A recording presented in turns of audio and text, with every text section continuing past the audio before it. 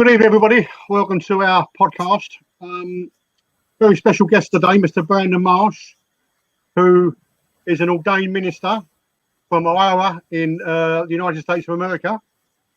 He's going to give us an insight to what he's seen, done, experienced. If you've got any questions, please put them in the chat and we'll get them up on screen. Good evening, Brandon. How are you? Doing good. How are you? Not too bad, mate. Thank you. A little bit dark here at the moment. It's 7 p.m.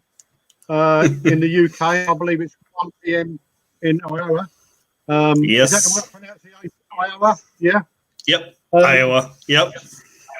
Iowa. So, Brandon, where did it all start for you? Well, it kind of dates back a ways. The first experience I really had was when I was a child. We lived in a real kind of nondescript house on a real quiet neighborhood. And I mean, if anybody's listened to our podcast, we talked about it on a Shadow Person episode we did, discussing about how we were younger and we had this thing show up in our bedroom when we were laying in bed one night, my brother and I, because we shared a room.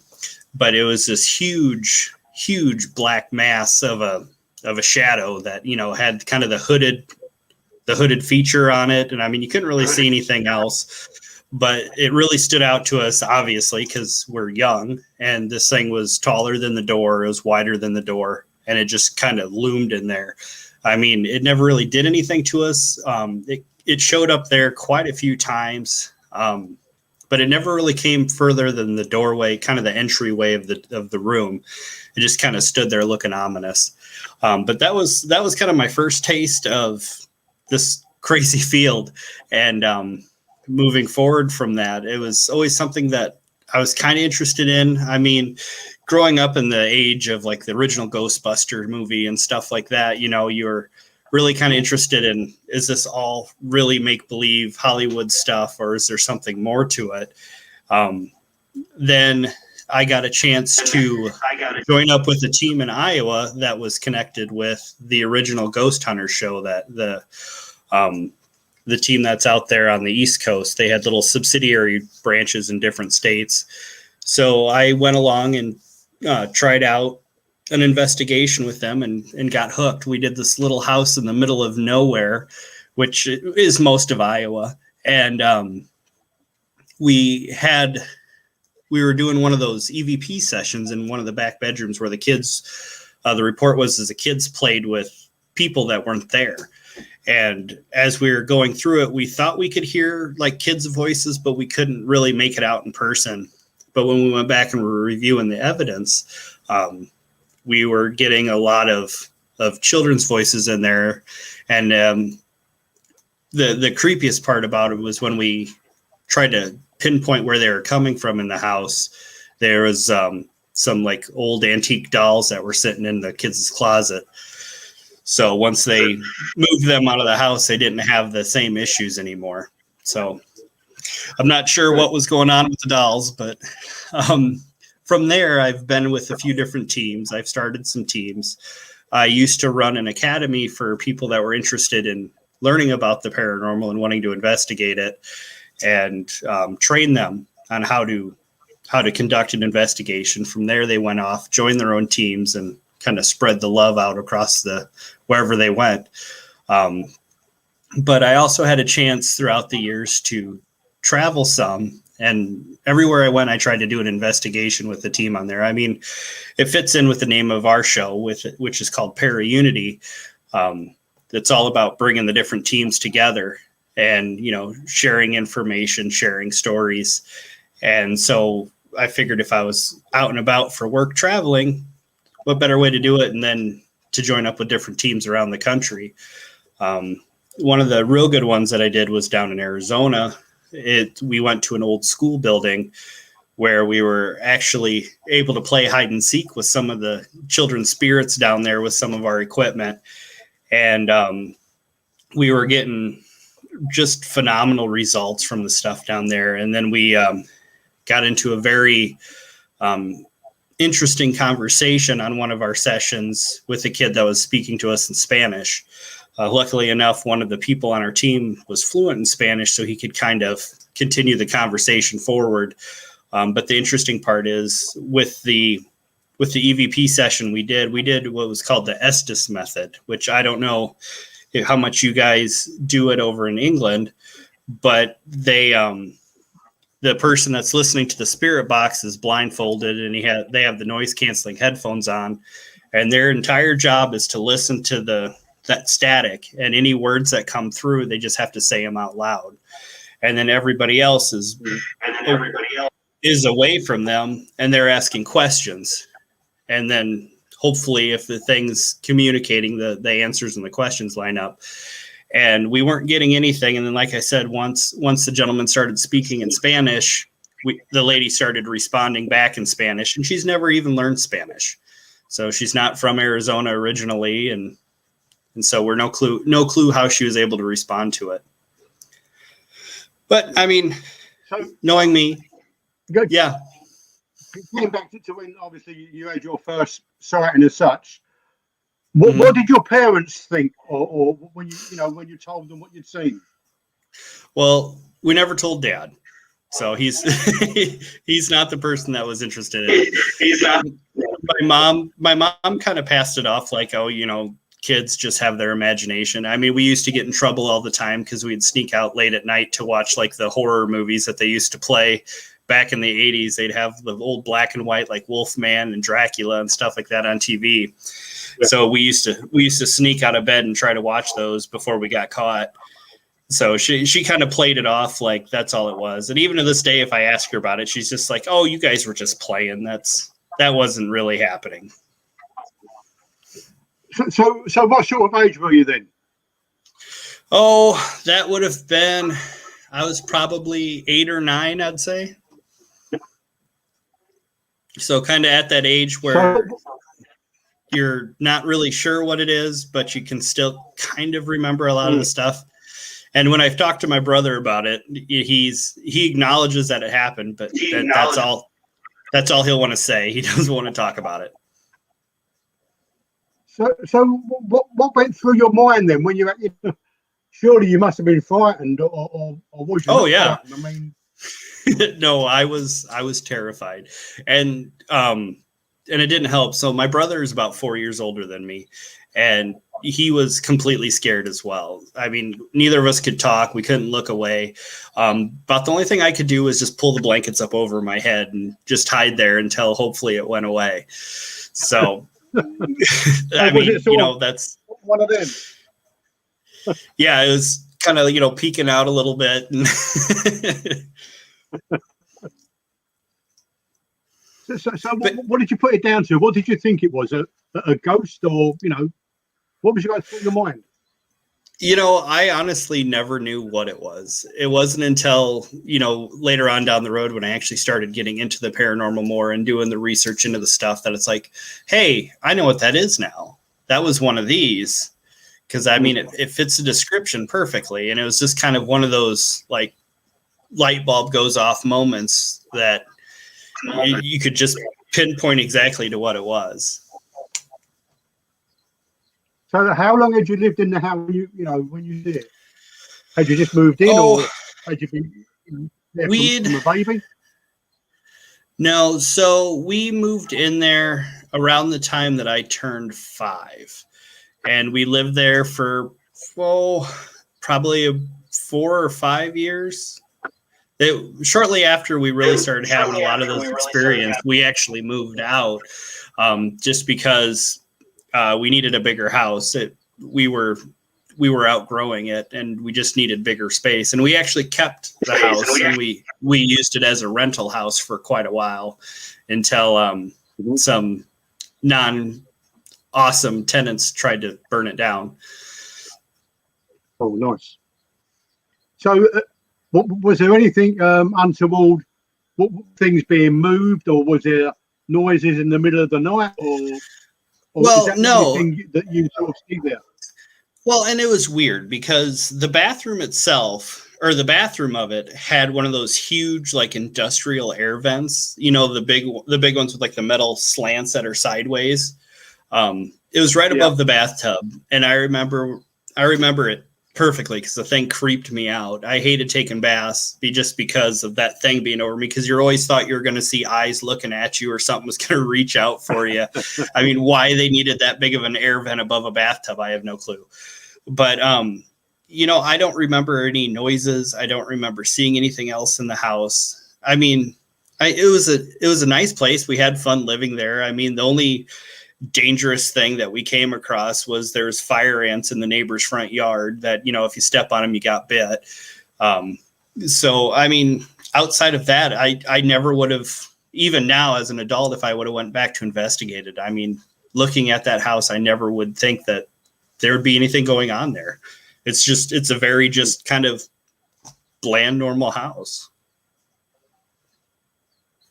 So you was about 8 then. So what sort of age before you see your next apparition or whatever, or something happened that really made you think, I want to take this further and investigate it?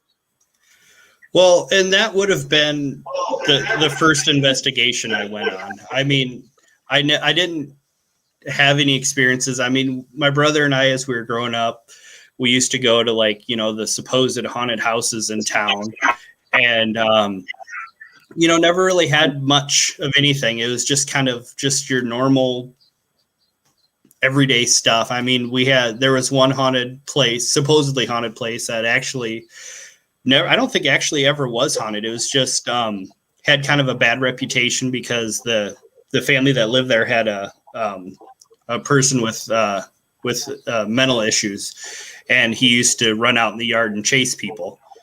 And that, obviously that's not haunted. That's just something else entirely. But there was a mansion that we used to always drive by. It was called Mandalay Manor. I remember it very well. I've actually driven past it a few times when I've gone back home to visit. And we were driving by it one night, and there was a guy out in the front yard that just had the creepiest look. I mean, he just kind of stopped what he was working on in the yard and just stared at you when you walked by. And it was just this hollow stare. And we kind of stopped up the road, and he came charging through the bushes after us. And, we got the hell out of there pretty quick. So, I mean, nothing major, but the first investigation I went on was the real eye opener when we actually had the equipment out and we were getting to see these experiences firsthand.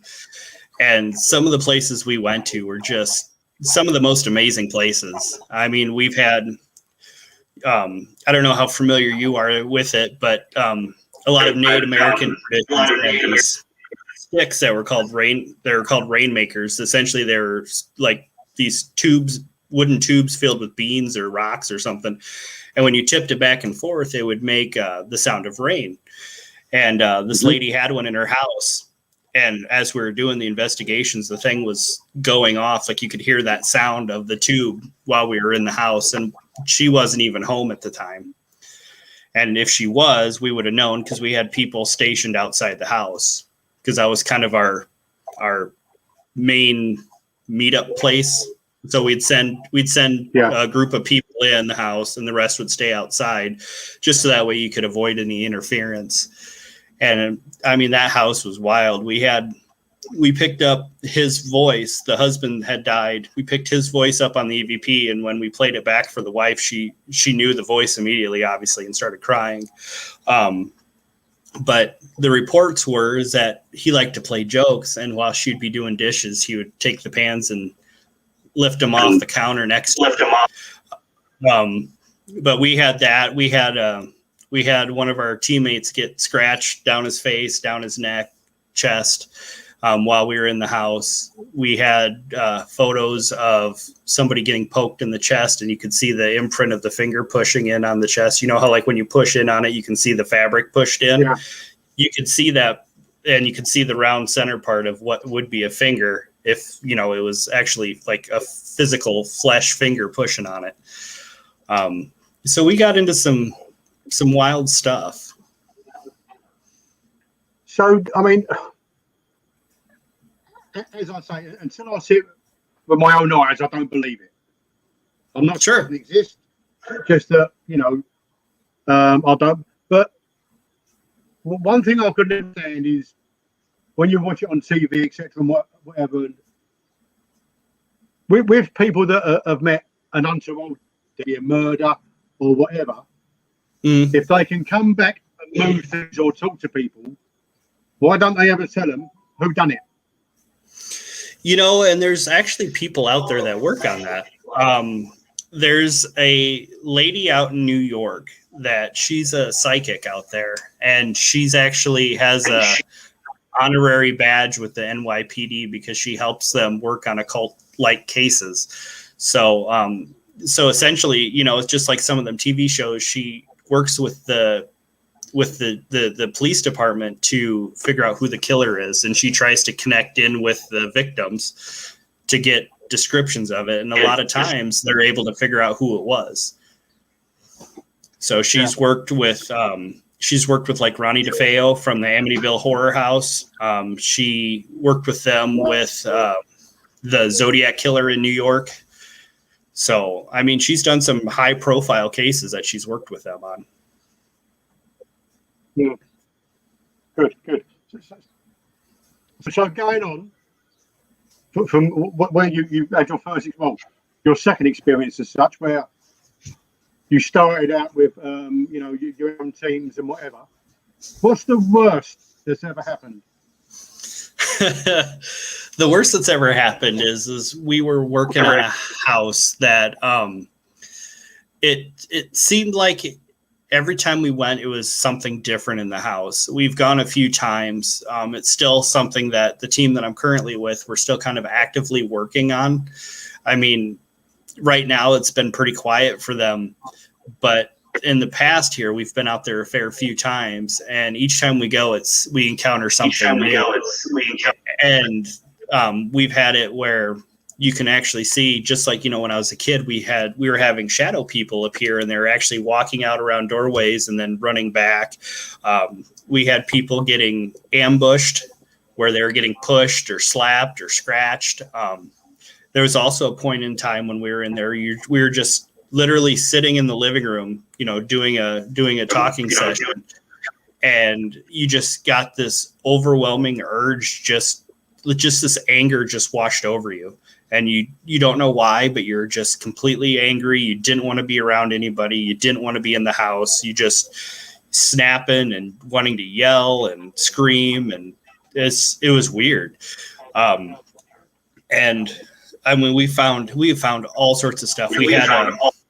We were sitting at the table, at their kitchen table, even before we started, and one of the pictures came off the wall and almost hit one of our investigators in the back of the head.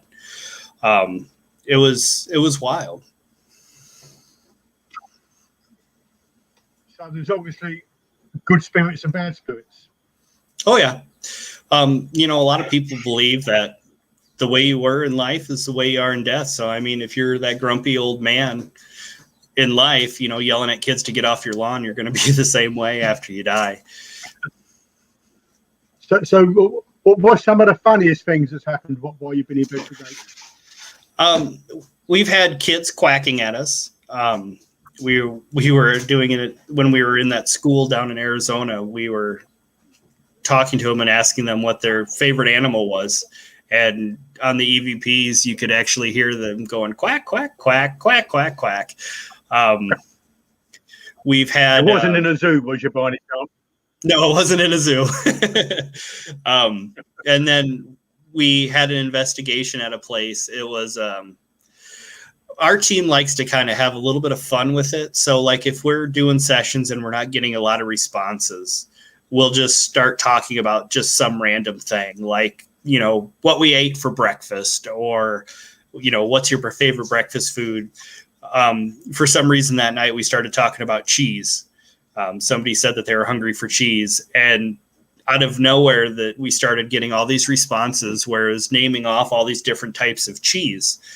And as we're naming them off, it sounded like something farted on the machine.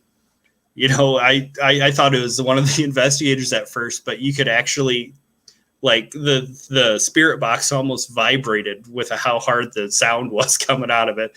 And right after that, we had another voice come across that went, ew. So have you ever done an investigation where you've been frightened? Yeah. I mean, we did an investigation at an old church where we had some intense things going on. I mean, at one point, the history of it was a church, and then it was turned into like low income rental. And there was a group of people that lived there for a while, or kind of took over the thing, I guess would probably be a better term for it, because I don't think they actually paid to use it. But they were part of a bike, like a motorcycle gang.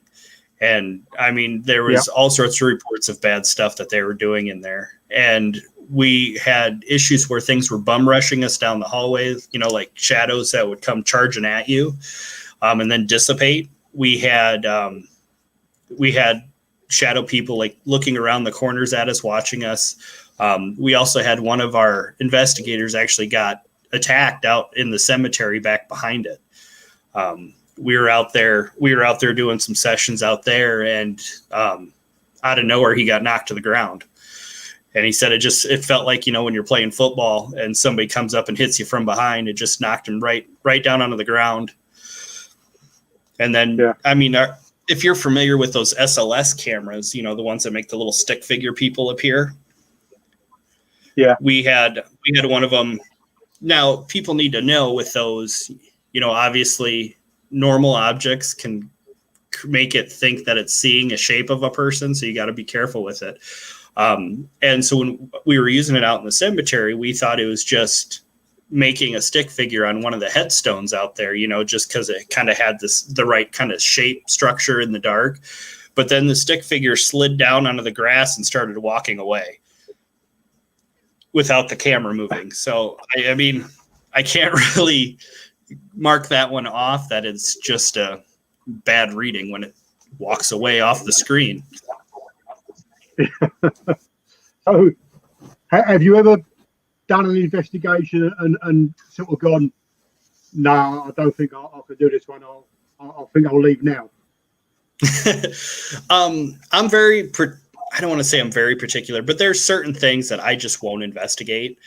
Usually if it's anything extremely dark or ominous, we had a case come in that was dealing with something in a child's room, like a little baby. And they were getting reports that there was this blue animal that wanted to hurt this new baby.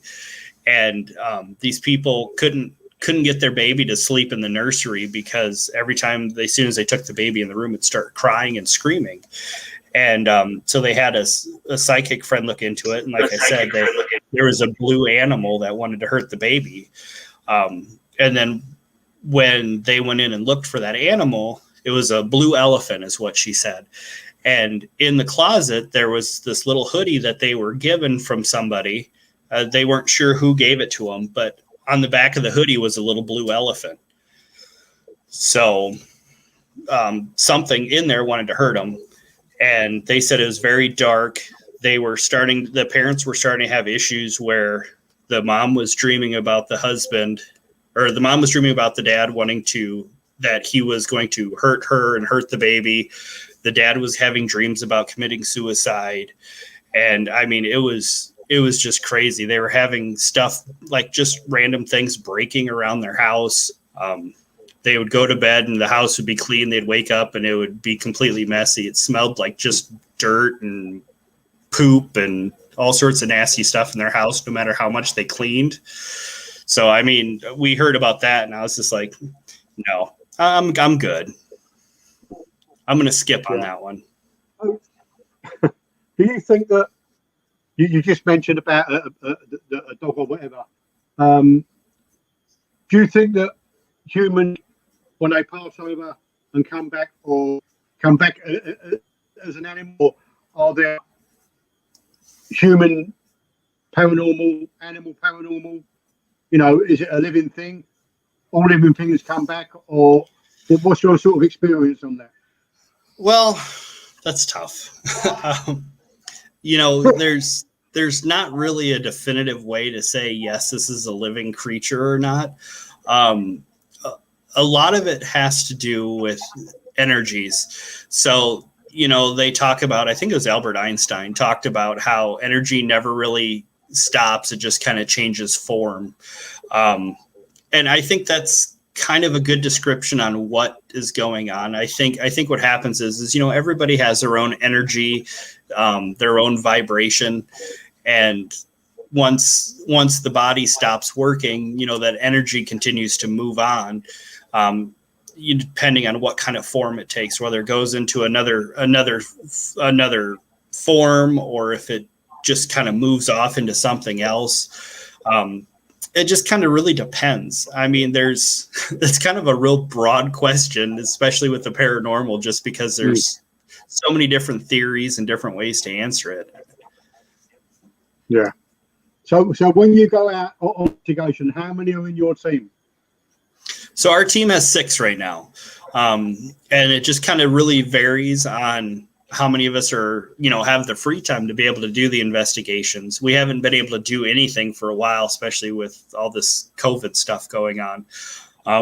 We do have a public investigation coming up in March that people are able to, well, it's sold out now, but you would be able to buy the tickets. You come in, we feed you supper. We give you a kind of a brief rundown on how an investigation works, show them some evidence that we've had in the past, and then we actually take them into the place and do an actual investigation with the people. They get to use the equipment, they get to be part of the different tests and experiments we run. And we're there for most of the evening. I think it usually ends right around 2 a.m. that we're out there, and they're a part of everything. And then we also have a 2-day investigation coming up, or 2 different evenings back to back on a couple different locations in one of the small towns here in Iowa. They should be pretty exciting. There's a lot of reports coming out of the places. One's like in one of the oldest mansions, or like, I don't want to call it a mansion, but one of the oldest houses in the town. And the other one's an old train depot. So it'll be fun to get into those, especially just to get back out and doing this stuff again. So, I mean, do you have to get permission off of the local council to investigate them, or? Yep. Or where do you find, you know, the properties that you want to investigate? So a lot of our investigations are homes. So the people can reach out to us and contact us saying, hey, there's weird stuff going on in our house. We don't understand what's happening. Or, you know, something scary is going on. We need help. You know, what can you do to help us? So that's where we get a lot of it. Outside of that, there's, you know, obviously reputation precedes a lot of places. And then we reach out to whoever owns it or runs it and ask for permission to be able to get into it. You know, usually for like the public locations, that's how we do it. We have had a few businesses that have said, hey, we've had some interesting stuff going on. Can you come and take a look at our business? So do you, if a business was to get in touch with you, is it only of a night time? Is it daytime? Is it over a period of time? You know, how long would you spend there? Yes, it really kind of, sure. Yeah, it really kind of depends on the place. Usually we do it at night, just because the belief in that is that it takes less energy for spirits to manifest in the dark than it does in the daytime, because it'd have to work against the sunlight coming into places.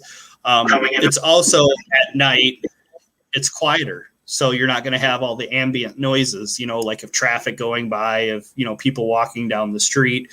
So you get a better chance to hear things at night, just because, you know, everything's shut down or closed for the night.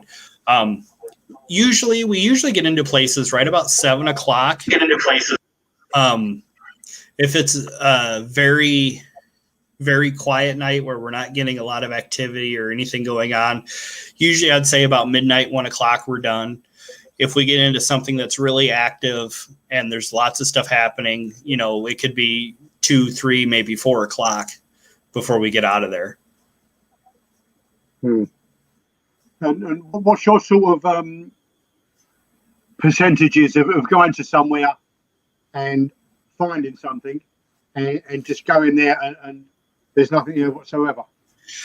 Well, I guess you could say we've been lucky, just because most of the places we go have had activity there.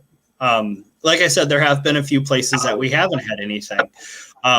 One of our big things is trying to disprove whatever the claims are when we go into a place. So we had a place, for example, that there was a picture of their family. It was a business, and the picture of their family kept falling off the wall. Well, we got in there, we weren't getting a lot of activity, and we were able to rule out that the part of the claim was that she was listening to a song, and apparently she thought it didn't like the song because whenever it came on, that picture would fall off the wall. So we went onto their music player inside of the place and turned it on, and what happened was it was the vibrations from the song against the wall that was causing it to fall off the nail, because they were using a really small nail for it, and just with it vibrating, it was falling off.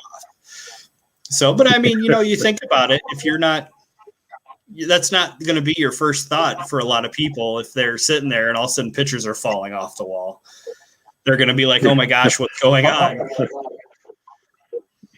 I've got to admit, when we sort of watch something, whether it be a horror film or whatever, and we'll both look at one another and go, we'd be straight out of here. It only ever happened once and we'd be gone.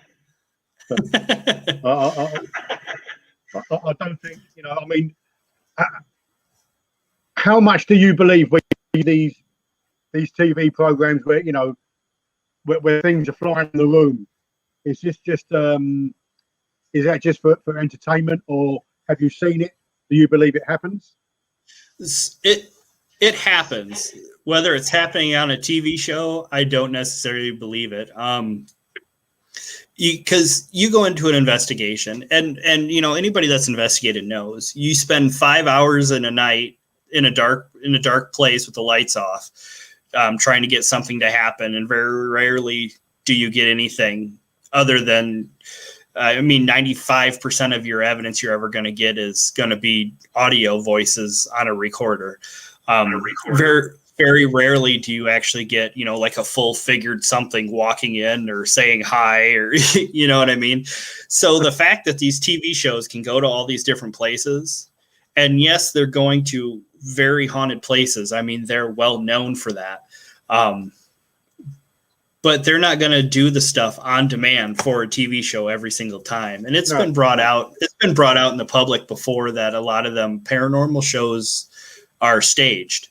I mean, there's a company nearby here that runs haunted tours that it's already been shown that they implanted speakers in the walls of some of the places that they do their ghost tours at to make it extra spooky.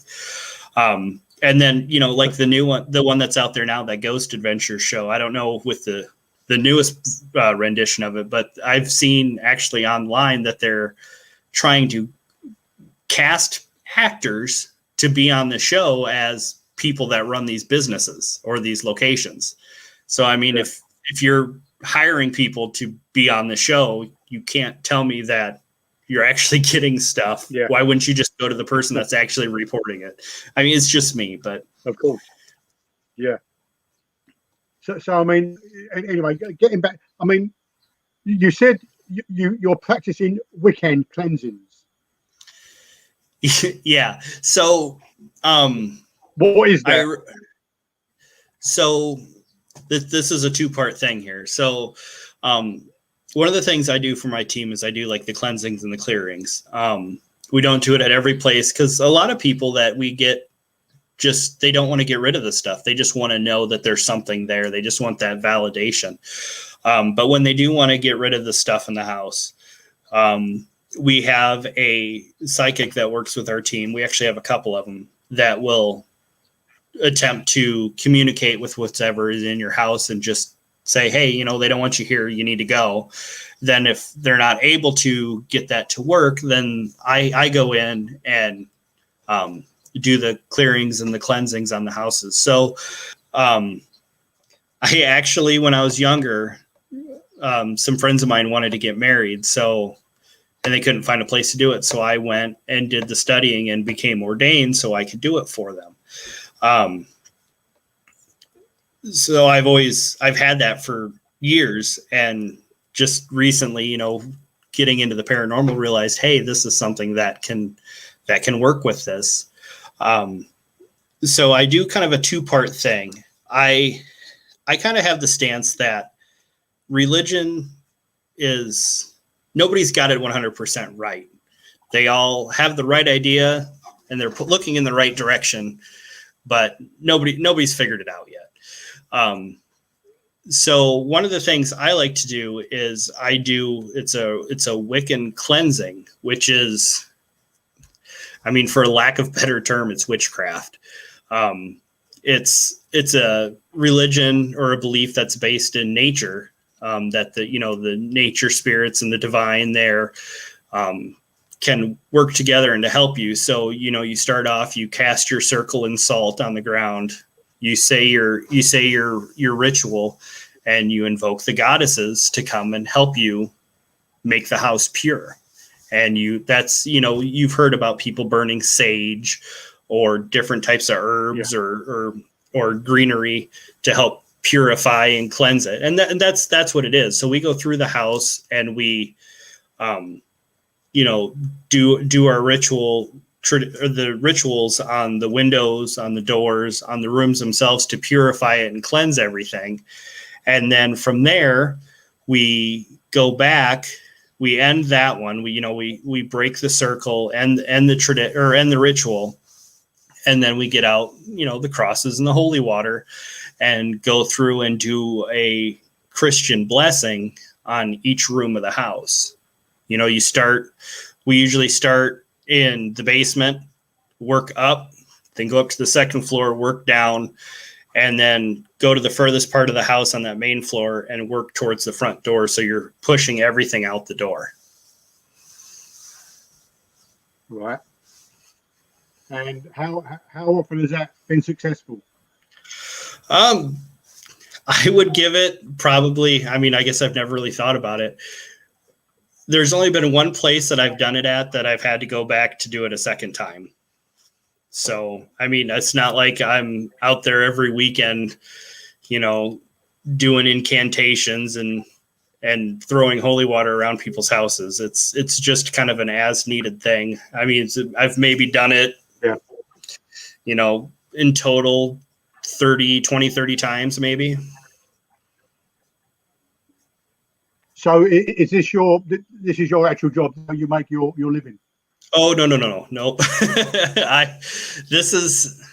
I'd call it maybe we'd call it an expensive hobby with the equipment and everything else. And then with the podcast too, all of it's just because I have a deep interest in it, and I want to see it be prosperous for people, and I want a better understanding to happen for this stuff. So, there's so many question marks and what ifs with the paranormal that I would like to see get answered. And between talking to the different teams around the world on our show, and then actually doing the investigations wherever I can, hopefully we can figure something out here one of these days. Yeah. As I say, until it happens to me, I don't believe it per se, but I don't disbelieve it. It's one of them, you hear these things, but I don't think I've ever met someone that anything has sort of happened to. So, Sure. I don't know. Well, so you got some great places over there. Well, funnily enough, I was about to say to you, it's quite big in the States, isn't it? Yeah. Well, and the UK is really kind of gathering a lot of it too. I have some friends that do investigations down in like the Forest of Dean area in the UK, and they tell me about all sorts of some of the old castles they've gone to, or, like the ancient Ram Heads Inn or something like that. That's just supposed to be all sorts of crazy. So what obviously always tends to be old properties. What's the newest property that you've actually had to attend and do a clearing? Well, that's tough, because just because it's a new property doesn't mean there wasn't something there before. And it's just, the new building inherited the fun. I mean, I've heard of a lot of different places that have, there was an old house or old building or something where bad things happened and they tore it down, burned it down, whatever they did, put something new up, and then the same stuff still appearing. It happens a lot with like office buildings. That, it was used. So like Charleston, South Carolina, they have the old jail there that there was so much activity that went on in that place, and they shut it down for tours, and they actually converted it into office buildings.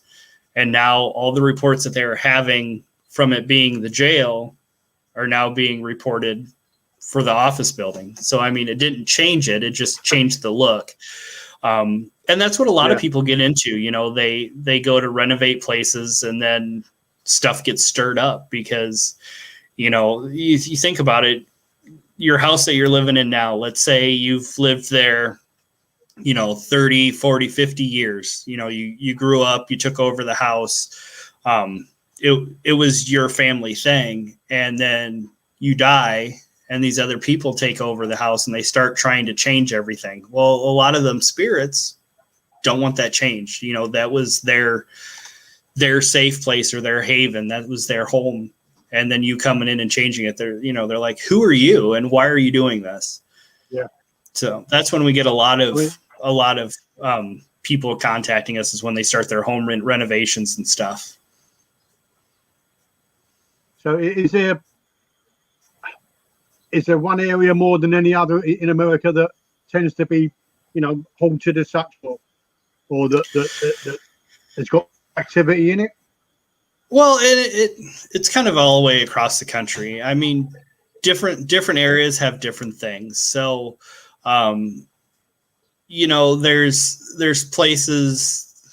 I mean, it's crazy because you can get into all sorts of stuff. I mean, you have your spirits, you have your cryptids, you have your UFOs. I mean, there's a little bit of everything. So it just kind of really depends on what you're looking for. Every state has their own specially haunted place. They have their own reports of different creatures that run around. I mean, Wisconsin has a beast that's on a road that's in the south part of the state, right over by Milwaukee, that it's supposed to be like a werewolf that runs up and down that road. At the same time, they have hotel rooms that are haunted because that was the hotel that the cannibal Jeffrey Dahmer used to stay at, and he used to take his victims there. When they arrested him, he had people's fingers in his freezer.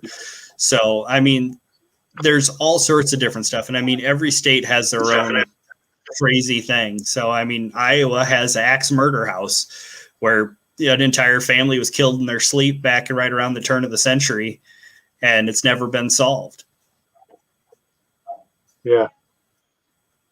So, I mean, you said that, about some of your team have been scratched and whatever. Have you ever, or has any of the team ever been on an investigation and said, like, no, I'm going, it's too much for me? No, we've been lucky in that we haven't had that happen yet. One of the first teams I was on, though,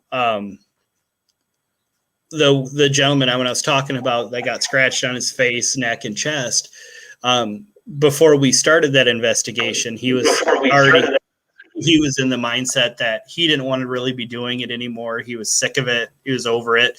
And so he went in there already in a negative mindset, and just was essentially being a jerk.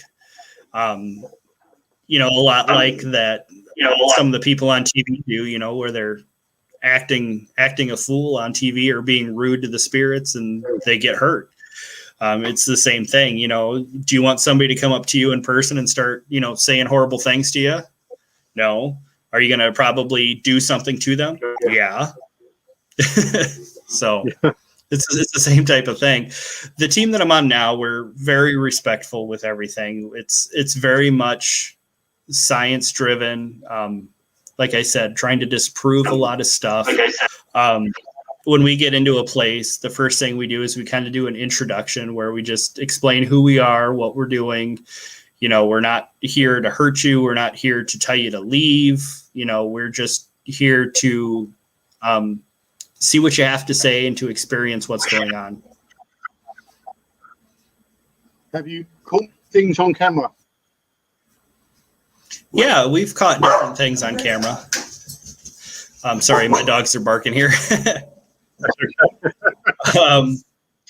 But we've caught different things on camera. We have what looked like to be a ferry at one point at one of the places we went. It was we were using a thermal camera, and you can see the shape of the person and the shape of the wings on their back on the thermal camera, and they're giving off a different colored signature, like heat signature, than the regular people in the room. Mm-hmm. And as the camera is sitting there, the thing moves off the screen and is gone. So like you can see it actually like moving its head. You can make out the facial features and everything, and then it moves away. So I mean that was one of the biggest things we ever found. Yeah. When you're out there, what and you're doing your investigations, what sort of you go, wow, look at that, or did you hear that? What rocks your boat where it's where your investigations are concerned? I get wowed by a lot of the stuff. I mean, I try to go into each place thinking that we're not going to find anything. Because I mean, I don't want to go into with the mindset of going, oh, there's going to be so much stuff going on here. And that's one of the reasons why I don't go to a lot of the very popular places. One, because they're not super close to me, and I'm not going to be traveling all over the place just to go to some of these places. I mean, it'd be fun, but it's not feasible. But yeah. I try to avoid places that are really publicly well known to be haunted. Like people talk about like the Waverly Hills Sanatorium or places like that. That they'd be cool to see, but I don't want to go there because you have so much in your mind already because of everything you've already heard about a place that it's going to be so hard to go in there with a clear mind saying that, yeah. You're going to be imagining half the stuff you find, I'm sure. Yeah, I dare say. So, I mean, where do people that are watching in the States and whatever, where do people find you or your podcast? How do they get in touch with you? Well, the easiest way to get a hold of us is go through the podcast. We're on Facebook. We're on Instagram. It's the Para Unity Podcast. We're on literally every player you could think of. We have a YouTube channel. We have Patreon. We're on, Google Play. We're on Amazon. We're anywhere you can find it. We have a website too. There is a link to it on both our Facebook and our Instagram page. But I mean, and you can always message us on there. Myself, I usually handle a lot of the messages. So if you message us on there, you're going to find us right away. And you're going to get a response pretty quickly as well. So that would be the best place to go. Okay. I know when I was trying to get hold of someone to come on, I know you said you was very busy, but would you be interested in maybe doing a follow-up next week or the week after to get to take you into further what you're doing? We could. We'd have to discuss offline here about a good time to do it because my COVID quarantine ends at the end of the week and I have to go back to the real world and go back to work. So yeah, that's fine. Well, listen, Brandon, it's been fascinating. It really has. I really do appreciate you coming on. yeah, absolutely. And I was speaking to Steve, well, messaging him. I was trying to get hold of, or I don't know if you know anyone, but I was trying to do a podcast with a medium. Sure. Because I, you know what they say, you know, I'm a believer that you could have someone on the stage with 500 people there, and they stand there and go, "Oh, yeah, I've got George coming through." Out of them 500 people, someone's going to call George. Sure. Do you understand what I mean? There's what I would like to do. Yeah, go on. There's a science to it. I mean, you know, it's not like a spirit. You know, you're in a room with 500 people and somebody has a family member that's trying to contact them. They're, you know, think of it kind of like talking in a crowd. You're trying to get someone's attention in a crowd. You know, you're not going to sit there and yell out specific details. You're just going to yell until somebody listens. And that's kind of the same thing. I mean, it's not like they can go in there and, you know, point at you in the crowd and say, you have family members trying to contact me, because they don't know who you are.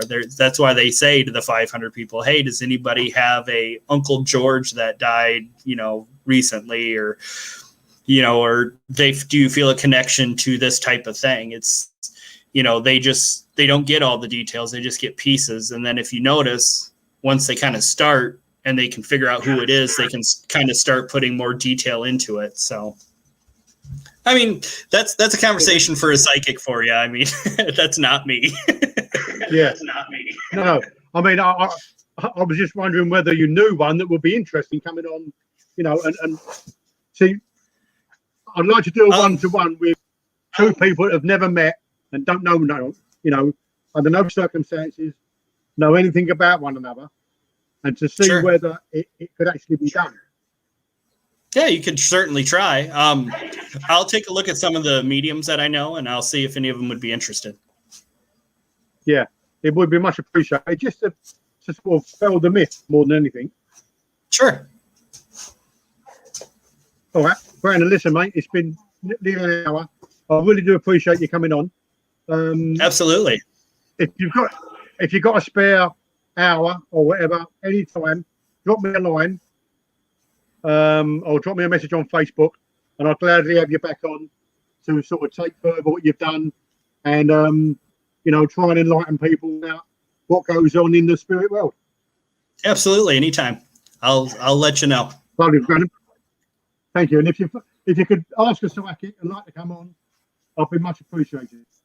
Yeah, absolutely. Okay, mate. Take care. Yeah, you too. Thanks a lot. Thanks very much.